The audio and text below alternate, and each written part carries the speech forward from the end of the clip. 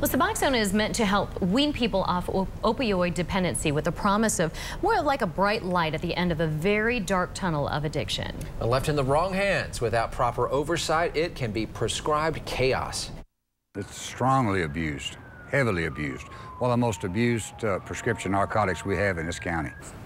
News Channel 11 tackled Suboxone's intended use and growing abuse in the Tri-Cities 1 month ago, and that story generated a lot of talk. Tonight, News Channel 11's Kylie McGivern takes us inside a Suboxone clinic and the lives of 2 recovering addicts on both sides of a double-edged drug.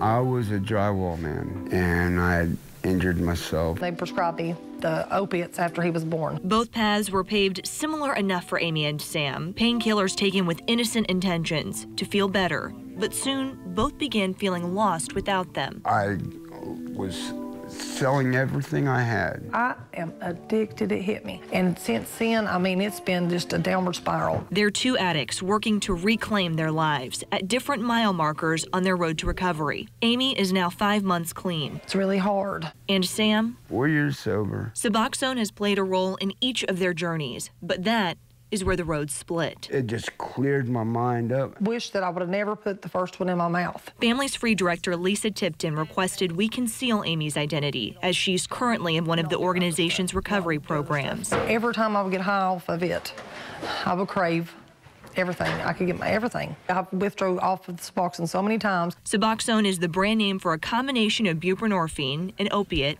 and naloxone. Naloxone is added so that people do not take the Suboxone tablets or the films and inject them. The naloxone would make them go into withdrawal. Because of that, Sarah Melton with the East Tennessee State University's College of Pharmacy says Suboxone is less likely to be abused than pure buprenorphine, which is being sold under the name Subutex. It's very commonly injected up in Appalachia. Federal numbers showed Tennessee has more doctors prescribing buprenorphine per capita than any other state in the Southeast, aside from Kentucky. We have some of the highest overdose rates from opioids in the country. Treatment in clinics prescribing buprenorphine or Suboxone are supposed to include counseling with a certified substance abuse counselor, group meetings with patient support, Narcotics Anonymous and Alcoholics Anonymous meetings, regular drug testing, cross-referencing the controlled substance database, and they're not going to be prescribed other controlled substances like benzodiazepines. But reality is falling short in many cases. Both times I was prescribed Klonopin, a benzodiazepine. Everyone I know did. Most of the women take 2 and sell the other 2. Only federally authorized doctors can prescribe buprenorphine, and currently there is a 100-patient limit for each physician. Visits to Suboxone clinics average $100 per week, many times cash only, not including the cost of medication. So $100 per week from 100 patients, that's around $40 grand a month. There is a lot of money involved. According to the New York Times, Suboxone generated more than $1.5 billion in 2012, trumping the sales of medications like Viagra and Adderall. Dr. Tom Reach stands by the drug's benefits. He knows firsthand the power of what he calls the soul-swallowing, life-threatening disease of addiction. Back in the 90s, I ended up getting involved in hard drugs, and I ended up losing my medical license. Suboxone came out on the market in 2002, after Dr. Reach got sober, but fearing its stigmatization, Treating addiction is the solution, not the problem. He invited us to his clinic, Watauga Recovery Center, a strong advocate of the 12-step program. Lumping everyone who prescribes this medication into one category and painting a broad brush is missing the significance of the fact that it is the most effective treatment for narcotics addiction and that it's saving lives. Sam Campbell is one of his patients. Oh my gosh. And knows that better than anyone. I wouldn't be here today. I'd be dead.